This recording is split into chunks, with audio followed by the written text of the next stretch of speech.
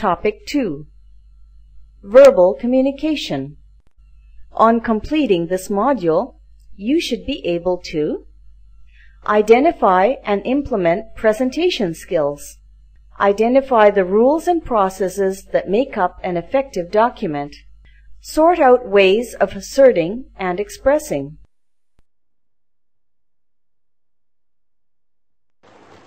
How many words do you think you will speak in a day? Probably it is very difficult to identify the number. All these words you use to communicate a message or information come under verbal communication. Verbal communication means communication verbally with others. Communicating verbally doesn't mean that one should only communicate orally. It also includes written communications such as letters and emails. On a daily basis, we are bombarded with many communications such as telephone calls, emails, couriers, radio, television, chit-chat with friends, and so on. All these are verbal communication. Verbal communication is one of the most important ways of communicating with people. It is the beginning of the communication process, followed by nonverbal communication. The key components of verbal communication include sounds, words, and language. Verbal communication is an integral part of our daily lives and holds much significance. Its chief purpose is to inform. It is used to clarify misunderstandings. It can help clarify nonverbal communications. It helps rectify errors more efficiently. It is a medium that provides feedback from the person communicated to.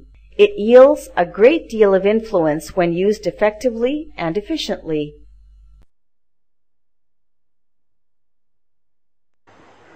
Verbal communication is broadly classified into 3 types: oral, written, and digital. Oral communication is the communication by oral utterance of words. Oral communication can be of many types: face-to-face, telephone conversations, conversing in groups, speeches, chit-chatting, radio, etc.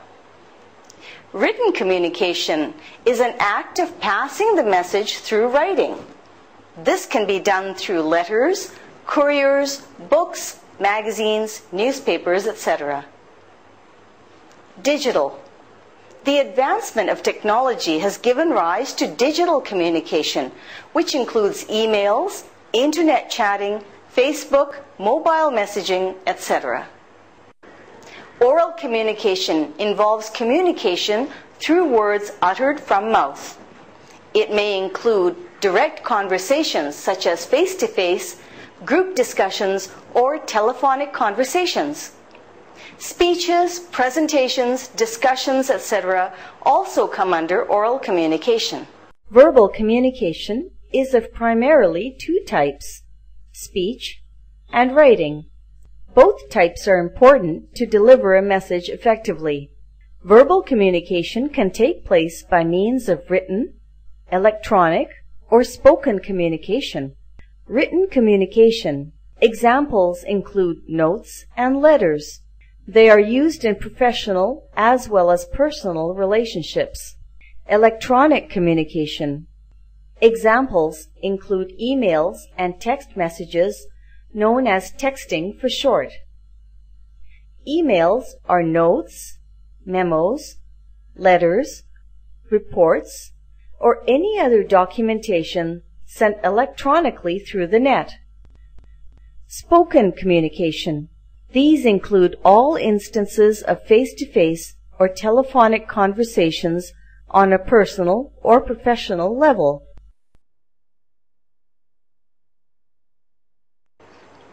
The act of posing yourself as a bold but constructive person is called assertiveness.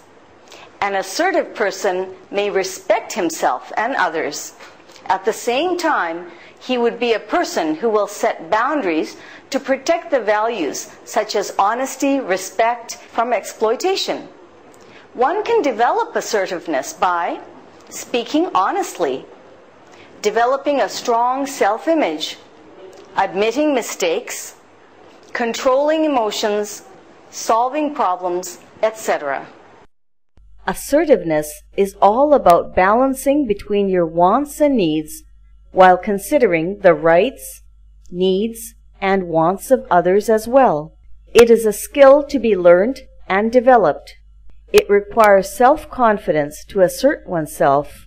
When done the right way, assertiveness can help people find common ground and thus improve relationships at work. It helps find the best possible solutions to problems. It helps keep the person's self-esteem intact. Developing assertiveness requires you to primarily differentiate the quality from passiveness or aggressiveness and do the right thing at the right time. Assert yourself by recognizing your rights, valuing yourself, identifying your needs and wants, and try to get them your way, not accepting responsibility for others' behavior and deeds, expressing negativism in a healthy manner, receiving criticism positively, learning to say no when the need arises. Assertiveness and aggressiveness through a real-life scenario at workplace. Observe this workplace scenario carefully. Naveen, finish this report before you leave for the day. When you are done, shoot across a mail and keep the paperwork on my desk. I am leaving office now. I will prepare the report, sir, but it will have to wait until tomorrow. I had informed you that I have to take my kid to the doctor at 7:30 today, and I am afraid that I can't wait. Which of the two people do you think showed assertiveness, the boss or the worker? The worker was assertive when he told his boss that the work would be done, but not before the next day. This way, he acknowledged the work to be done, but also asserted his rights. On the other hand, the boss was being aggressive. He showed a lack of regard for the worker's problems and dumped additional work at an inappropriate time.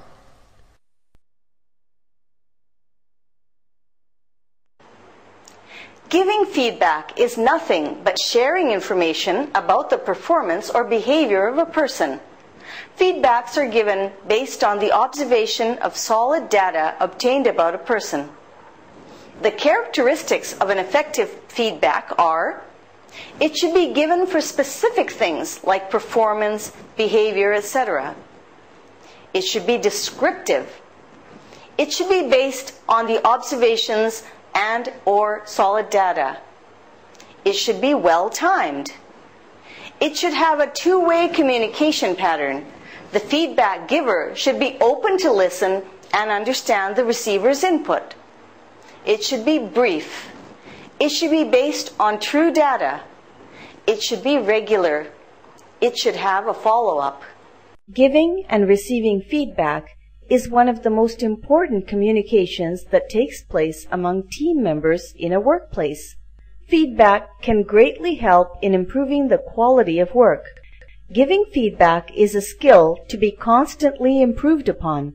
Feedback can be given effectively by ensuring the comments are valid, timely delivery, providing it frequently or regularly, including explanations for any negative, difficult feedback, being specific, suggesting solutions, praising good work, criticizing in private, follow-ups, answering queries.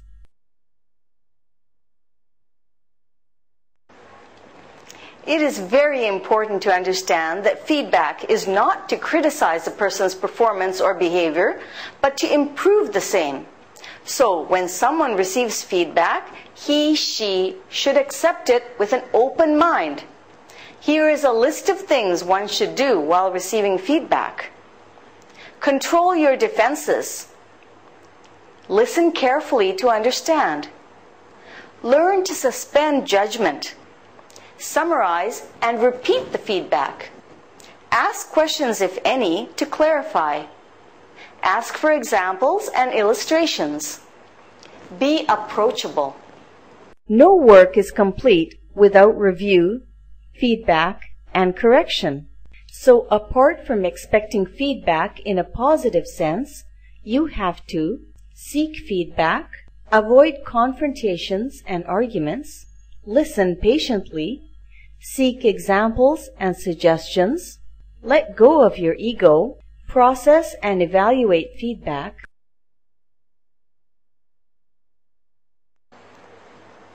Feedback is the most important tool to learn new behaviors and determine the impact of our behavior on others.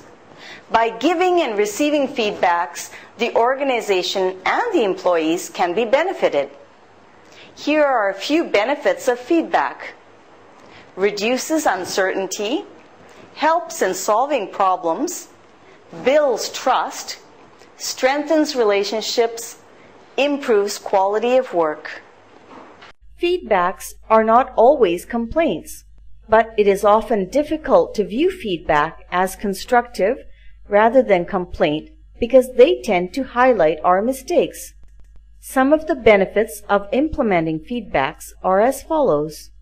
It offers a better way of resolving problems. It allows for continuous and constant changes. It provides the data required for further improvement. It helps create a strong, reliable bond between organizations, employees, and customers. To view the feedback process with the help of an illustrated example. Shown here are the 4 components of the feedback process, namely collecting data, taking action, communicating feedback, and refining changes. We'll know how they work in progression by taking an example of a newly opened restaurant. Feedback needs to be obtained from people in order to measure their satisfaction and identify the areas of improvement. We are pleased to have you in our new restaurant, ma'am. Would you kindly give us your valuable feedback on the ambience, food, and service so that we can serve you better? Sure. The service and food is good. I just wish you had placed an umbrella for each table so that we don't have to sit in the sun or rain. Also, the ambience could be made a little more attractive. There's no use of obtaining feedback unless they are implemented in action. Only then will customers be happy and will give any further feedback. Ah, that's better. I'm glad they appreciated my feedback. Let the customer know that their feedback was appreciated and taken care of. In case it could not be implemented, inform them of the reasons nonetheless and assure them that it will be implemented as soon as possible. Welcome back, ma'am. We are glad to receive your feedback and have started implementing the same. We hope to further improve the ambience soon enough. Do let us know if you have any other suggestion for us. Thank you. This completes the feedback loop. This is where you take up any additional feedback and make further improvements to ensure customer satisfaction and good business growth. Wow! I must say they have done a pretty good job on the ambience. The place sure looks more inviting now.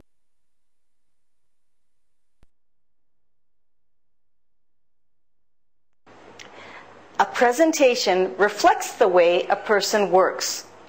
It creates an impression in the minds of the viewer, and it is in the presenter's hand whether to make it positive or negative. The principles of effective presentation are: make the presentation simple. Make the presentation clear. Do not allow technology to dominate your presentation. Example, overuse of animations. Use simple language. Know your audience. Gather necessary resources. Gather the required equipments.